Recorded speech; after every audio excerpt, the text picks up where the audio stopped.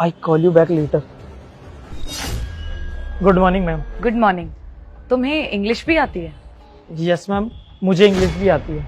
अच्छा, तो तुम इसका मतलब भी पता है? आई कॉल यू लेटर, मुझे बताओ क्या होता है इसका मतलब? मैम, इसका मतलब होता है कि मैं तुम्हें बाद में कॉल करता हूँ। अच्छा, तुम्हें तो इसका मतलब पता है। तुम पढ़े लिखे हो क्या? यस मैम, मैं ना पढ़ा लिखा हूँ, मुझे इंग्लिश भी बहुत अच्छी तरीके से आती है। ओह, तो तुम पढ़े लिखे हो और तुम्हें तो इंग्लिश भी आती है। फिर मुझे एक बात बताओ, तुम यहाँ पर ये गार्ड की नौकरी क्यों कर रहे हो? तुम कोई और नौकरी भी तो कर सकते हो ना। नहीं मैडम, मैं यहाँ पर गार्ड का काम नहीं करता, यहाँ पर मेरे पापा काम किया करते हैं, लेकिन अब मैं उनकी जगह आता हूँ। वो क्या है ना मैडम, मैंने एक कंपनी में एज अ इंजीनियर काम करा करता था। वो तो क्या हुआ, एक कंपनी को भारी लॉस हो गया, जिसकी वजह से उन्होंने सारे एम्प्लॉय को निकाल दिया गया।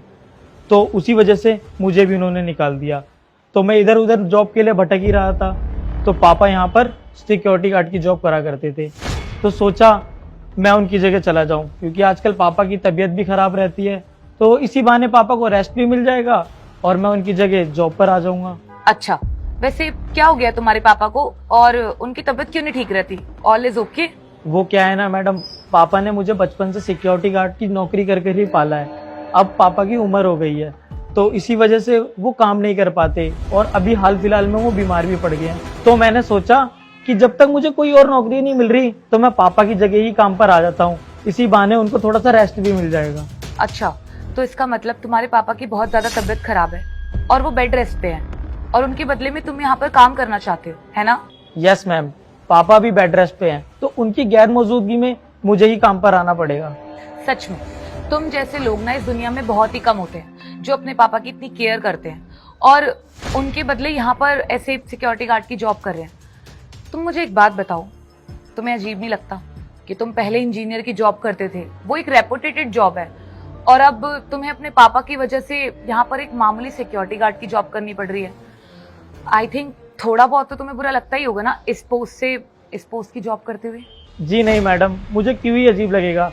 जिस नौकरी की वजह से मेरे पापा ने मुझे पाल पोस कर इतना बड़ा कर दिया और मुझे इस काबिल बना दिया, उस नौकरी को करने में किस बात की शर्म। मैडम, जिस काम से कमाई होती है ना, वो काम कभी छोटा बड़ा नहीं होता। और मान लीजिए अगर मैं यही सोचकर काम पर नहीं आता और अगर इस कंपनी में चोरी हो जाती तो शायद इस वजह से मेरे पापा को काम पर से निकाल भी दिया जाता। तो इसलिए मैंने सोचा कि मैं उनकी जगह काम पर चला जाऊं। और मैडम, अपने पापा के काम पर जाने में मुझे कैसी शर्म, बल्कि मुझे तो फक्र होना चाहिए कि मैं अपने पापा की जगह काम पर आया हूँ।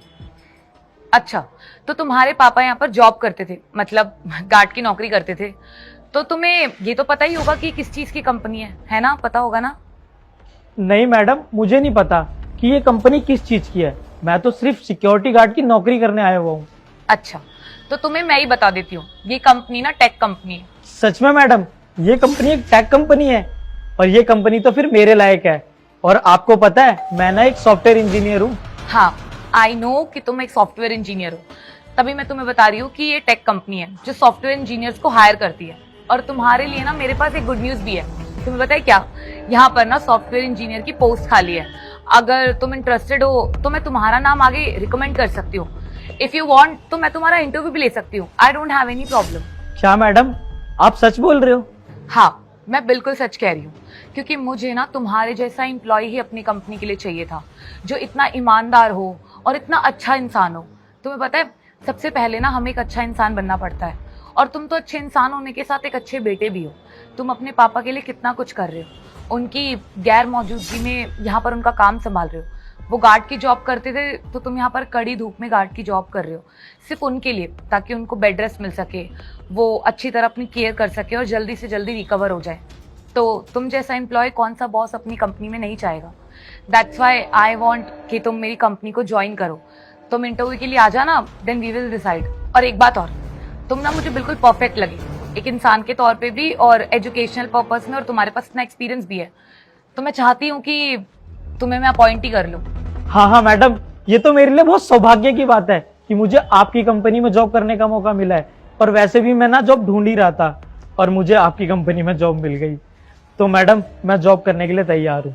अरे वाह, फिर तो ये बहुत अच्छी बात है। तुम कल के कल ही ना मेरे ऑफिस आ जाना, मेरे कैबिन में। और हाँ, मुझे एक बात बताओ, तुम सैलरी कितनी लोगे? अरे मैडम, सैलरी की क्या बात है, आपने मुझे जॉब दे दी, वही मेरे लिए बहुत बड़ी बात है। इसलिए जो आप मुझे सैलरी देंगे मैं उसमें काम करने के लिए तैयार हूँ। ठीक है, फिर हम एक काम करते हैं, तुम्हारी स्टार्टिंग है इस कंपनी में तो हम पैकेज रखते हैं 30,000 का। That's fine for you. आगे आगे 6 महीने बाद ना मैं तुम्हारी इस सैलरी में से 10% इंक्रीज करती जाऊंगी, और जैसे जैसे मैं तुम्हारा एक्सपीरियंस और एजुकेशन स्किल्स देखती जाऊंगी, आगे अगर मुझे लगेगा कि सैलरी में इंक्रीज करना चाहिए तो मैं जरूर करूंगी। कोशिश करूंगी कि तुम्हें वो पैकेज दूं जिससे तुम्हें भी प्रॉब्लम ना हो और हमारी कंपनी को भी किसी भी तरीके का नुकसान ना हो। Thank you so much ma'am, आपने मुझे अपनी कंपनी में काम करने का सौभाग्य दिया। मैं आपसे प्रॉमिस करता हूँ कि मैं आपकी कंपनी के लिए पूरी मेहनत और लगन से काम करूंगा। बिल्कुल, मुझे भी ना तुमसे यही एक्सपेक्टेशंस है। और हाँ, कल प्लीज थोड़ा टाइम से आ जाना, मैं भी चलती हूँ। ठीक है मैडम।